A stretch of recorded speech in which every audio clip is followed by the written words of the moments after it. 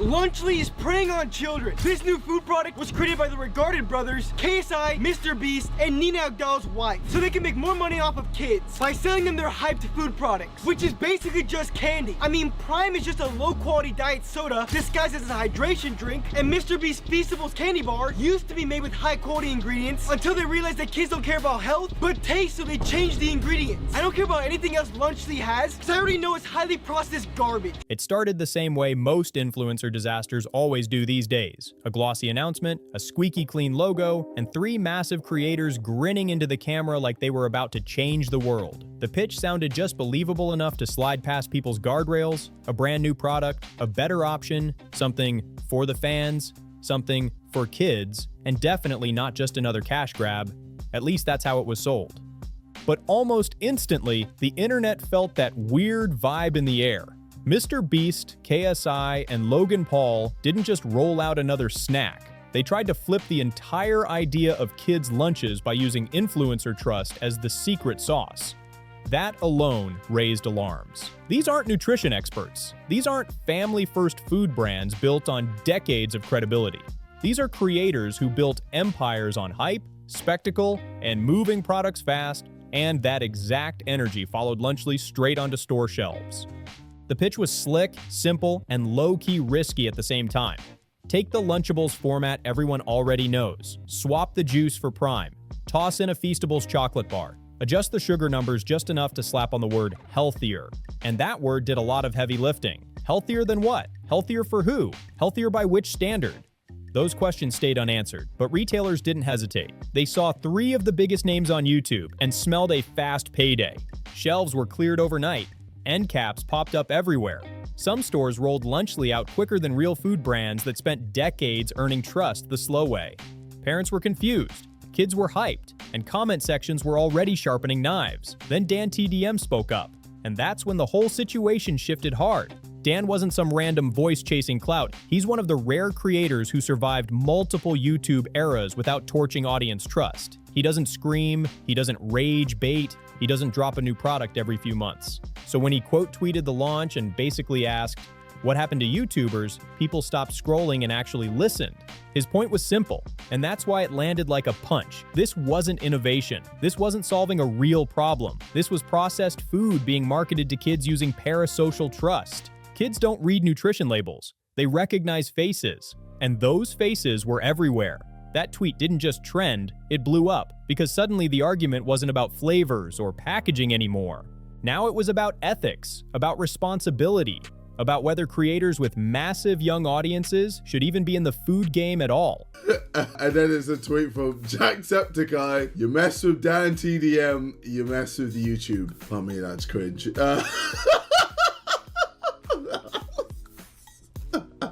Anyway, we're getting ahead of ourselves. Hopefully the next few posts should give a bit more context to what's going on. A DanTDM response to JJ and Logan's new announcement. There we go. Here's the context we need. So, obviously released Lunchly, and DanTDM replied. This is what he had to say. What happened to you? Especially when marketing hides behind selective comparisons and vague health language. Logan Paul jumped in almost immediately. And honestly, that move backfired fast. Instead of acknowledging the criticism, he got defensive. He framed it as creators evolving into business owners. Like that alone erased every concern. He tried to redirect by pointing at Lunchables' past controversies, casually ignoring that Prime, the drink inside Lunchly, already had its own issues floating around online. The internet clocked that instantly. People didn't let it slide. They filled in every gap Logan skipped over. What was supposed to be a clean clapback turned into a public fact check in real time. Then KSI stepped in and made things worse by trying to dunk on Dan with an argument that made no sense at all. He pulled up toys, literal toys, and tried comparing them to processed food being positioned as a healthy lunch option. That's when the conversation fully snapped. The issue was never about fun products existing. It was about influence, trust, and responsibility being stretched way too thin. And just like that, what started as a polished launch turned into a full-blown ethical debate nobody on that team seemed ready for.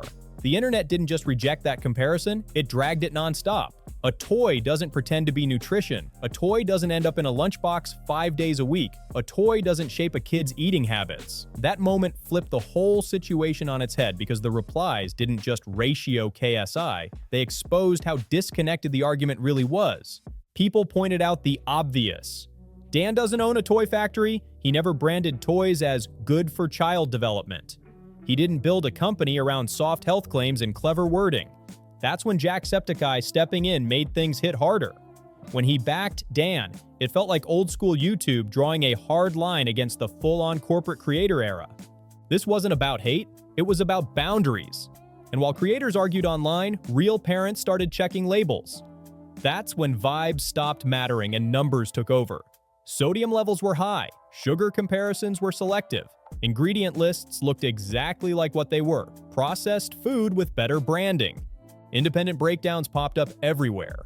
People explained how 25% less sugar only worked when compared to very specific products, not the entire category. Once that context hit, the marketing started looking shaky fast. Then came the mold videos, and that's when trust fully collapsed. Multiple clips surfaced showing moldy cheese inside Lunchly packages. Different stores, different states, different people. This wasn't one unlucky box, it was a pattern. And the response wasn't loud transparency. There was no urgent explanation, no clear accountability, just quiet removal. Pull the product, don't tweet, don't explain too much, let the noise fade. Logan blamed moisture and logistics. KSI joked it off. So this is what I said. Looks like crap to me, while showing his toys that he sold to kids.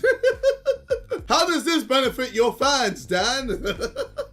Now, obviously, people didn't realize that I was shining a mirror in his face. Instead, they were like, wait, you did the same as Dan. You made toys with Tube Heroes. And yes, that's fair, but I'm not the one complaining. Well, okay then. He was talking about food, not merchandise and toys. And I'm like, okay, sure. Let's keep moving the goalposts. But okay, did I reply to this? He was sponsored, then promoted, and made a whole video on Munch Pack, a monthly sub box full of food and candy to his Minecraft audience full of kids. Now what? At this point, his fans imploded. Self-combustion occurred on Twitter. And they just didn't know how to react. Some just decided just to be racist. MrBeast stayed mostly silent, and silence said more than words ever could. Sales followed perception, and perception was already done. What had been hyped as a billion-dollar idea slid straight into losses. Retailers cut orders, parents stopped buying online. The conversation shifted from curiosity to straight avoidance. Lunchly didn't just lose momentum, it lost credibility. And credibility is the one thing marketing can't brute force. This wasn't just a failed launch, it was a cultural moment where creator influence slammed into real accountability. People weren't mad that the product existed. They were mad because it was framed carelessly, defended poorly, and aimed at kids without enough humility. The wild part? None of this had to happen. If Lunchly had been pitched as just another fun option, the backlash would have been way smaller. If the founders listened instead of clapping back, damage control might have worked. If criticism was treated like feedback instead of attacks, the story could have ended early. But it didn't. Now Lunchly sits in this awkward limbo. Not officially gone, not really winning, just there. A reminder that influencer reach doesn't replace basic consumer trust. By the time people realized Lunchly wasn't bouncing back, the narrative had already locked in. This wasn't just a product flop anymore, it became a symbol of how far creator culture has drifted from "I make videos because I love it" to "everything is a funnel." And that's why this story didn't fade out like most launches. Instead of stepping back, KSI doubled down. He dropped a response video that somehow made everything worse. No apology, no accountability. Just jokes in that familiar, "you're all mad for no reason" energy. It didn't feel like a response, it felt like an ad wrapped in deflection. The product got more screen time than the concerns. And that's when people fully turned.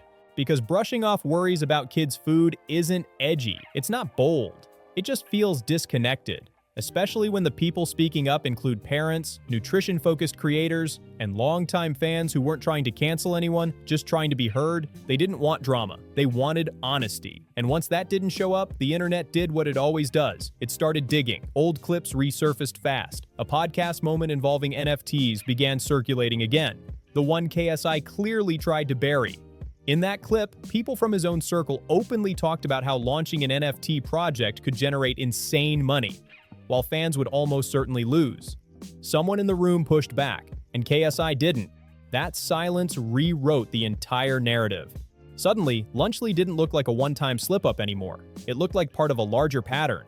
Food, crypto, NFTs, energy drinks, cards, tokens, lunch kits, different packaging, same formula. Hype first, explanation later, responsibility optional. Past investigations made it worse. Once you've been credibly accused of pumping and dumping crypto while telling fans you're holding, people stop offering grace. That benefit of the doubt disappears fast. From that point on, every new venture gets judged through that lens, and Lunchley couldn't survive that level of scrutiny. Meanwhile, MrBeast tried to stay in the middle. His responses were polished, careful, and honestly felt corporate. They sounded more like investor updates than conversations with viewers. No jokes, no heat, just clean, professional distance. For some people, that worked. For others, it confirmed the fear that YouTube's biggest creator now speaks more like a boardroom than a human. And that is the real issue people keep circling back to. This was never about Dan winning an argument. It wasn't about canceling creators. It was about drawing a line. A lot of viewers realize they don't actually want YouTubers turning into food conglomerates, fintech startups, and nutrition authorities all at once. Because when creators mess up, they mess up loudly, and the audience pays for it. Lunchley didn't collapse because of one tweet. It collapsed because it asked for trust it hadn't earned. It used health language without health accountability. It treated criticism like hate, and it treated kids like customers first and people second. Now the brand technically still exists. The website's up, some kits are still floating around. But culturally, it's done. No buzz, no excitement. No one's defending it anymore, except the people still making money from it. And that silence says more than any apology ever could. Creators building businesses isn't the issue. Nobody's denying that. But the second you sell something aimed at kids, the rules change. You don't get to play dumb. You don't get to laugh it off. You don't get to hide behind comparisons or community notes. At that point, it's not drama, it's responsibility. So what do you think? Was Lunchley doomed from the start, or did they sabotage themselves by refusing to listen? Did Dan stepping in stop another influencer cash grab, or did this whole situation expose something way bigger about where YouTube is headed? Drop your thoughts in the comments, make sure to like, subscribe, and share if you want more deep dives like this, and I'll see you on the next one.